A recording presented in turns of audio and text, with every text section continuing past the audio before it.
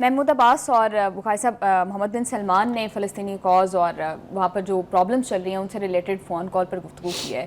کیا اس طرح کی فون کال سے کوئی آن گراؤنڈ کوئی سچویشن میں بہتری آ سکتی ہے؟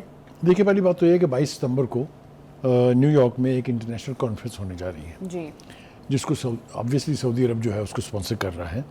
اور جو اعلانات ہم نے ان دنوں میں سنے ہیں اور اپنے ناظرین کے ساتھ شیئر کیا ہے، ایک بڑی تعداد یورپی ملکوں کی اور ایک خاصی بڑی تعداد جو ہے مسلمان ملکوں کی جنہوں نے نہیں تسلیم کیا ہے اب تک، وہ فلسطین کی ریاست کو تسلیم کرنے جا رہے ہیں، جی، جس کا حتمی نتیجہ اور منطقی نتیجہ یہ ہوگا کہ پھر اسرائیل کے پاس غزہ کے اوپر قبضہ کرنے کا جواز نہیں رہے گا، چونکہ غزہ فلسطینی ریاست کا ایک اسینشیل اور اٹوٹ انگ ہے.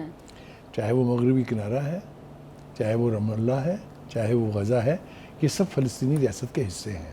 جی. اور جن علاقوں پر اسرائیل قابض ہے 1967 کی جنگ کے بعد سے، وہ تو پھر اس پورے خطے کو لے جائیں گے جو مسجد اقصی ہے اس کے مشرقی حصے تک. That means it will be whole ریاست. یہی وہ کانسیپٹ تھا. اسی کے اوپر سب سے پہلے کیمپ ڈیوڈ ہوا، اس کے اوپر پھر بعد میں اوسلو اکارڈ ہوا، اس کے اوپر پھر اب یہ سو کالڈ آپ یہ جو ابراہیم اکارڈ کی بات کر رہے ہیں، اس میں بھی فلسطینی ریاست کا وجود تسلیم شدہ ہے.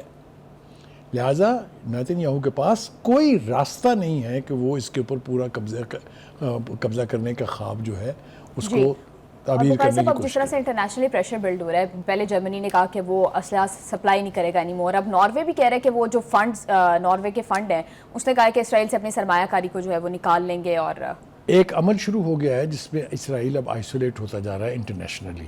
جی، آپ دیکھیں، ریکال کریں، آسٹریلیا کے پرائم منسٹر نے کہا، جرمنی کے چانسلر نے کیا کہا، آپ نے دیکھا آئرلینڈ نے کیا کہا. بے پناہ ملکوں نے کھل کے کہا ہے کہ غزہ کے اوپر قبضے کا خواب دیکھنا بھی جو ہے وہ انٹرنیشنل نارمز، انٹرنیشنل لاء کی وائلیشن ہے. جی بخاری صاحب، آپ بالکل ٹھیک کہہ رہے ہیں. ایون اسرائیل جس طرح سے صحافیوں کو قتل کر رہا ہے، اس سے تو یوں لگ رہا ہے تاکہ وہ ایک آواز بھی دبا دے کہ جو فلسطین کا کاز انٹرنیشنلی ہائی لائٹ ہو رہا ہے وہ بھی نہ ہو. یہ فیکٹ ہے کہ پوری دنیا کی تمام تر جنگوں میں سب سے زیادہ صحافی غزہ کے اندر شہید ہوئے ہیں. مگر یہ بات مکمل نہیں ہوگی اگر ہم یہ نہ کہیں کہ ہندوستان سے بھی اب آوازیں اٹھنے لگی ہیں غزہ کے اندر جو دہشت گردی کر رہا ہے اسرائیل.